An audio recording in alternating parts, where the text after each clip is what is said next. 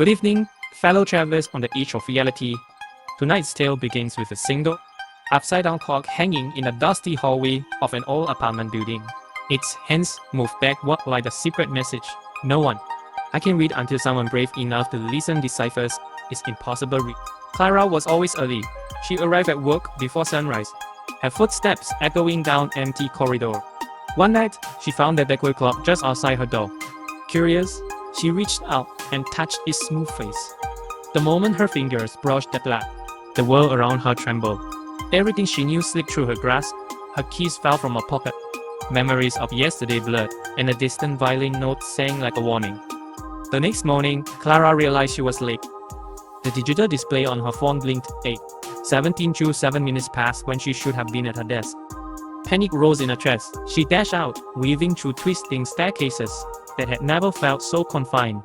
Each step backward in time felt like a trap. When she finally burst into the library, her boss glared at her with disappointed eye. Clara glanced down and noticed her watch was spinning in reverse. She tried to stop it, but the hands slid through her fingers like water.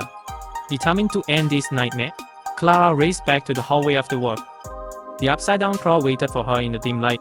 Its face cracked as if smiling. She turned the clock right side up.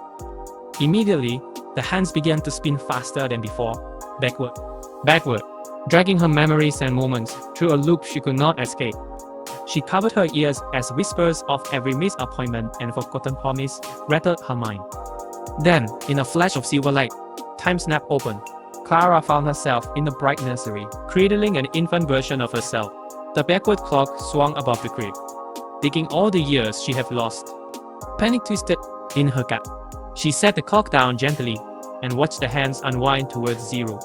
With each backward tick, she felt her heart beat slow. Her mind softened, her entire life collapsing into a single breath. Just as the clock struck the final backward second, Clara closed her eyes and held the baby close. When she opened them again, she stood alone in the hallway once more. The clock lay shattered at her feet, its hands frozen at 12 o'clock. Relief watched over her until she realized the building had vanished, the hallway gone, and the world around her was silent. Then she felt it, a faint ticking in her chest. Clutching her heart, Clara understood the truth. No matter how hard she tried, time has become a part of her.